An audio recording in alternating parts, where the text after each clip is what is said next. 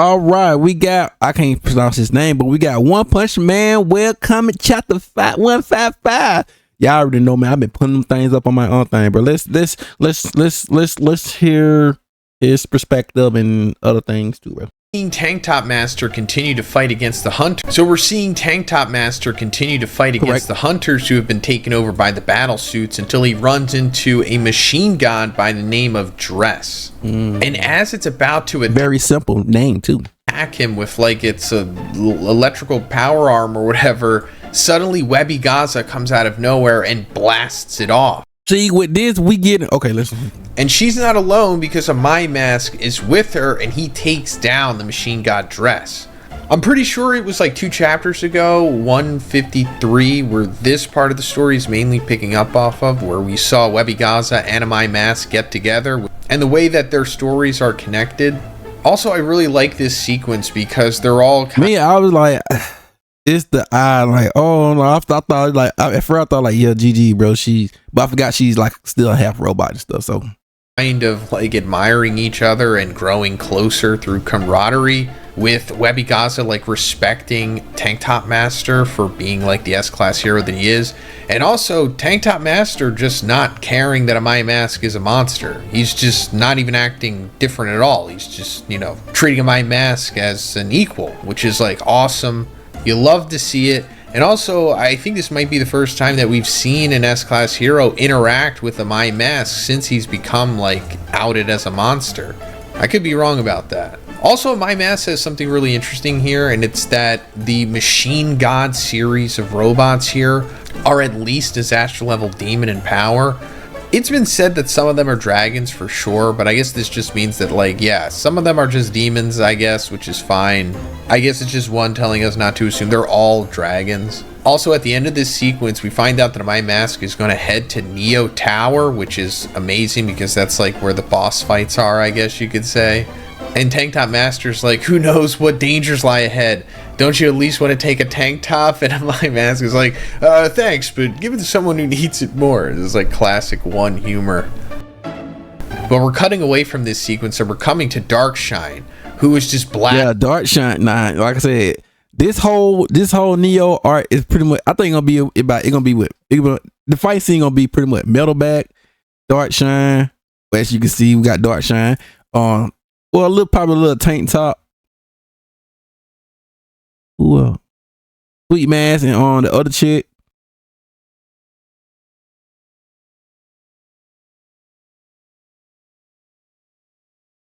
Through what appears to be machine gods. These might be demons, they might be dragons. Knowing how strong Darkshine is at this moment, I wouldn't be surprised if they are dragons.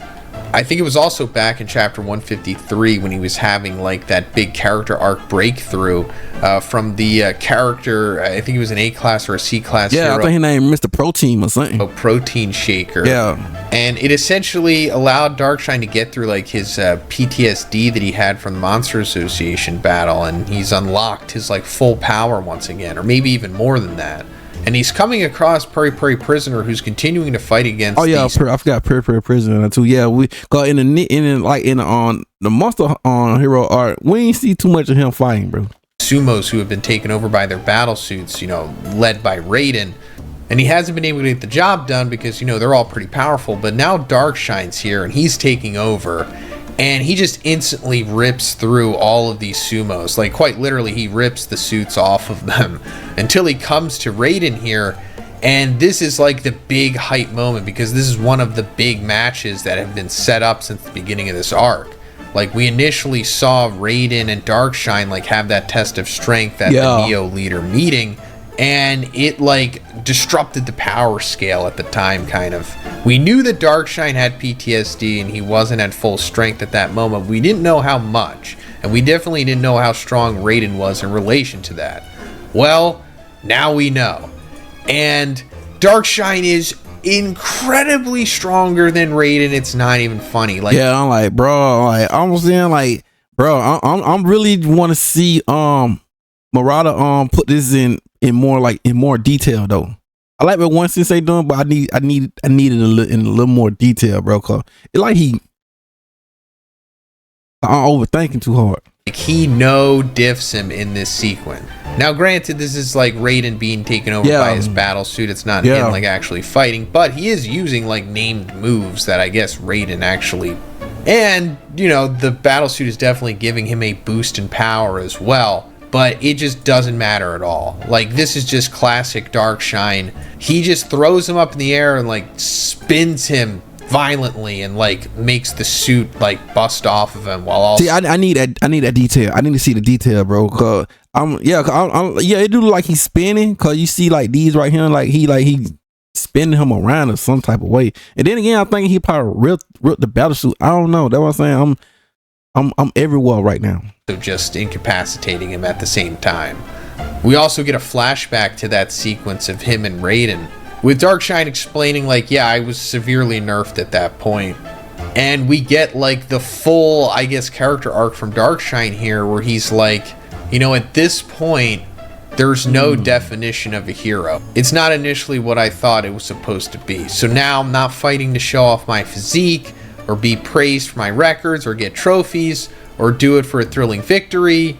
Nor am I going to surrender myself to adrenaline and go wild. I'm just going to protect you all who fight. I know when this get it to turn into a manga, bro. Bro, I know he's big, bro. I bet Murata gonna make him so big, bro. Bro, I'm ready to see this part. I'm ready to see this right here in more detail too. I ain't gonna hold you. For my own free will. So that's it. He's almost kind of like Saitama at this point, I guess. And since he has this new, you know, true, I guess, mindset, you could say, maybe his full power has been unlocked. Because before, when he was like in the prime of his S-class hero career, he obviously was extremely powerful, dragon level for sure, possibly even high dragon, but he was saying, you know, I didn't want to get praised for my physique or my records or my trophies, which he was. And that's what led to his inevitable mental downfall. Now he's past all of that, and he might be even stronger. But first, let's talk about the sponsor of this video, Incogni. So I'm sure Mel's leaked up business Incog out to the hand had over one data back to zone. But now we're cutting away from this and we're coming back to Metal Knight, because we're seeing Metal Knight has been observing Darkshine, and apparently Metal Knight has been pulling the strings in the background to set up Darkshine's retirement. He says, it seems like I failed to render him powerless by preparing a post-retirement path of becoming a mentor. He set that all up for him. Interesting. I guess Metal Knight saw Darkshine as like a threat.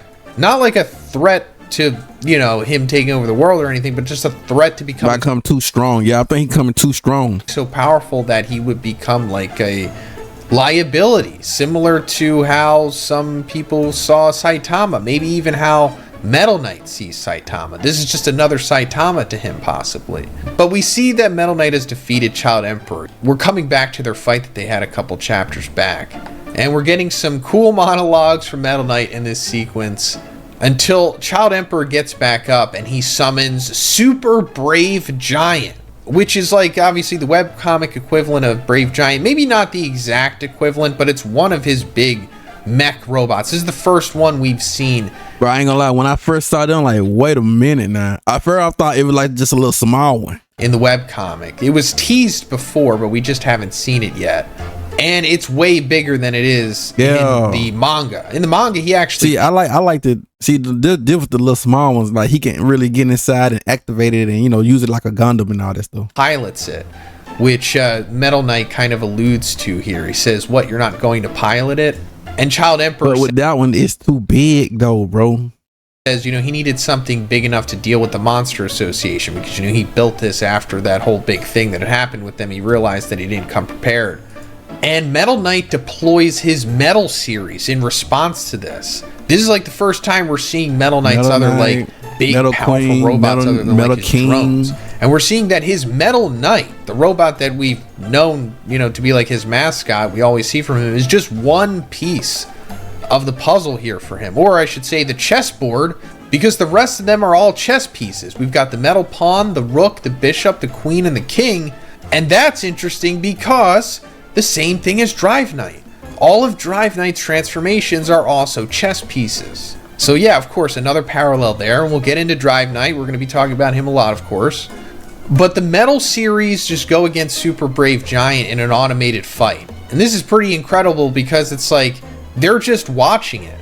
Like Metal Knight's like, hey, take a seat, Child Emperor. We'll just, we'll talk and we'll just watch our, Yeah, I like this one right here, bro. I like this one right here. Big robots fight against each other, and if you're able to defeat me, which is not likely at all, I'm way more powerful than you technologically and mentally. If you can defeat me, I'll answer your questions. And this is really cool, subverting tropes. Definitely a different play on how we thought this was going to play out. I mean, we did get some physical battle here, but this is also just... Yeah, I like this one, like, robots fighting robots. I like seeing who more intelligent. Well, we already know who, but he still got a lot of look up. So fitting for the relationship between them, if anything. Because we're also seeing the way that Metal Knight acts and speaks has influenced Child Emperor. And it's why Child Emperor is the way that he is. It's because, he was trained essentially by Metal Knight, this ruthless pragmatist. So it's definitely affected him and made him all kind of on edge the way that he is. And as the fight goes on, it's clear that Metal Knight is vastly superior to Child Emperor, and he's just like, overcoming him with the conversation as well. And Child Emperor's like starting to straight up cry. And Metal Knight notices this, and he decides to pull back. And he's like, you know what? This is kind of boring. I'll answer your questions. And he essentially says that a couple years ago, his weapon data was stolen from the Hero Association. And he was trying to figure out who did it by backtracking. So instead of making a big deal out of it and getting all of these organizations together and these conspiracies and trying to get to the bottom of it that way, he decided to just play it cool and just figure it out. And then once he had a concrete answer and proof as to who it was, then he would reveal it. But until then, he kind of just laid low and, accepted that people were suspicious of him. Then Child Emperor asks him, okay, so, why are you helping the Hero Association at all? And he says, that's because if I don't protect them, they'll get crushed in no time. See, that part I was confused, bro. What he mean by that right here? I was so confused on what he mean by this one right here. So that's it. Metal Knight. But he is a good guy, but he is a good guy. He's not a bad one. When I saw that, I'm like, he's a good guy, but at the same time, what he mean by that though? Is the good guy, like I've been saying, except he's just not. He's just work alone, like a great guy. He's kind of lawful neutral. He wants to protect humanity. It was given Batman, he want to be. It was given he Batman. You know how Batman work alone. It was given that to me. I don't know that was given. But he'll do it at any cost. And he feels that his way is the best, of course. He also confirms in this sequence that he hasn't cyberized his brain, or he hasn't undergone cyberization. He hasn't merged himself with AI or using AI with his own brain at all. It's just his pure tissue that he's working off of. And he seems to really enjoy that fact as well. But anyway, going back to the person who was stealing his data from the Hero Association, well, you know what I'm going to say. It was definitely Drive Knight. And that goes more into the latter portion of this conversation. Because Child Emperor's you said mastermind earlier. Do you know who the culprit is?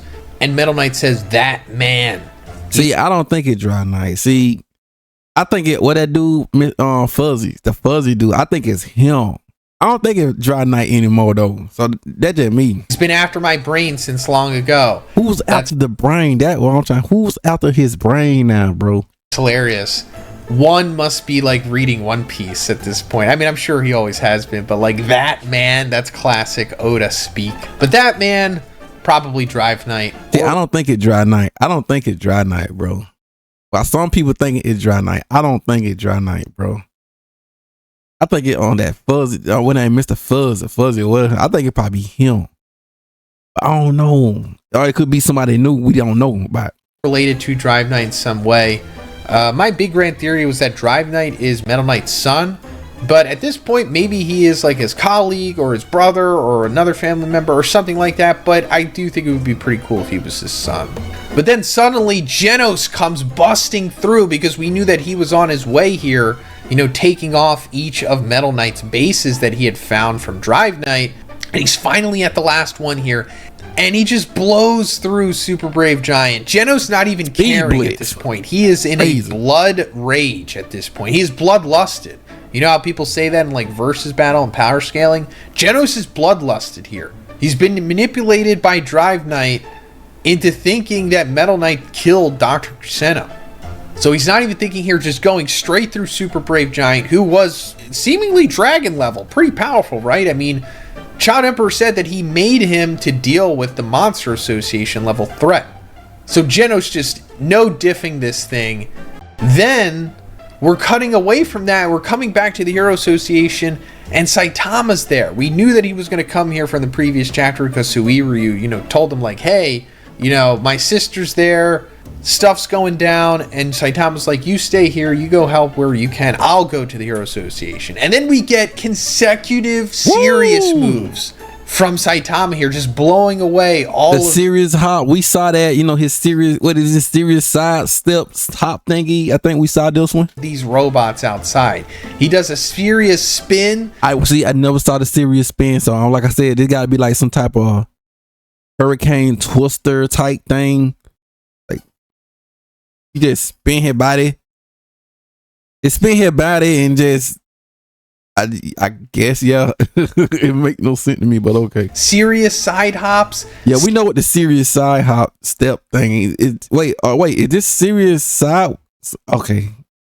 Serious table flip. Yeah, see the serious table flip. Yeah, we got the serious table flip back in action once again. People love that. Which we haven't seen since his fight with Garo.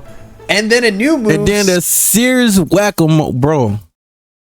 I need to see this in action. I need Marauder to draw this. I got to see this because like, is it just like what? Like whack-a-mole? Oh, see, I'm thinking like he just hit the ground and then I guess everything was destroyed. I don't know. You know what I'm saying? Serious whack-a-mole. I think he just hit the ground and then he had to be hitting the ground. I don't know, bro. See, I'm overthinking it, so so I ain't even gonna try to overthink it, bro. Serious whack-a-mole. Oh, this is hilarious. And he just annihilates all of them. Well, he annihilated like half of it. Look like it. Like this half of it. It like I don't know, like these two right here. I don't know. Or like he probably did. But you could tell these right here, they completely destroyed. At least half of them, from what it looks like, they're still. And this got to be the spinning. The tornado still, I guess, coming around to get rid of finish the rest of the job. I was saying, I guess. Still at least half around the Hero Association at this point until Saitama comes across Rover, and he's like, "Oh, you want me to go that way, boy?"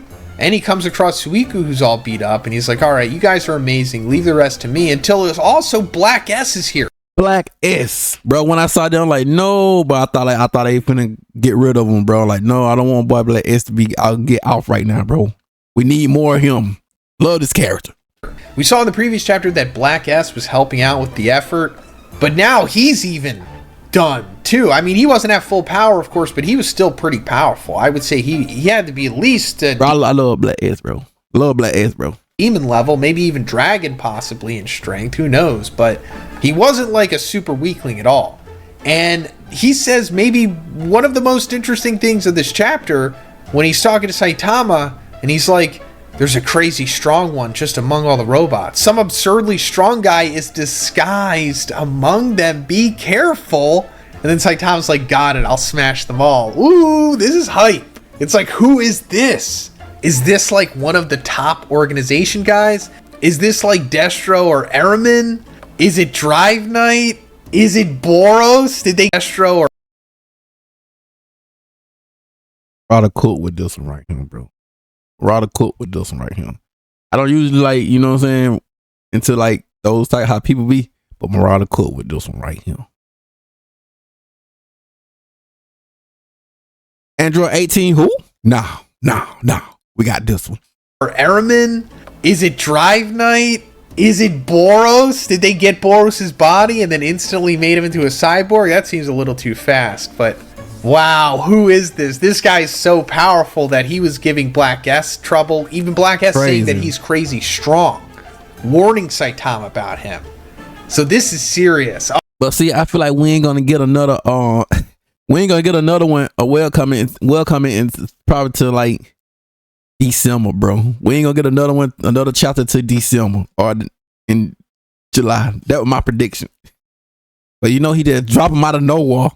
Oh man, this is super exciting. Then we come to the end of the chapter and Genos instantly busts into Metal Knight's lab. Wastes no time. Yeah, see that the part I'm like, bro, why Geno? And he finna get ready to end him too with that. He got the blast. Oh my god, bro, just straight through him, bro. Oh my god. But see, goes through his chest, just like Dr. Gero went through freaking Yamcha in Dragon Ball Z. This is like, I think, an homage to that, right? And then he puts his hand in his face and he's about to like blow his head off. And he's like, I will eliminate you. And then Child Emperor's like, no, wait, please wait. And that's where it ends. So is Genos killing Metal Knight here? I mean, I think God gonna probably, I feel like God probably gonna try to take over Geno, bro. Then again, I could be wrong. I don't know. Very possible. I mean, he did, put his arm through his chest. But I'm sure Metal Knight can survive this. He does seem to have cyborgification through his body, at least not his brain. Now, hopefully, Child Emperor does something, or Metal Knight is able to say something, because there's so much more exposition that we need for Metal Knight here. Like, he can't just die, bro, and then nothing is said, because that's what happened with Dr. Guseno. He died before. And some people think it is him, though, but I don't know. He was able to give any exposition, essentially. Hopefully not the same with Metal Knight. We need him to reveal so much.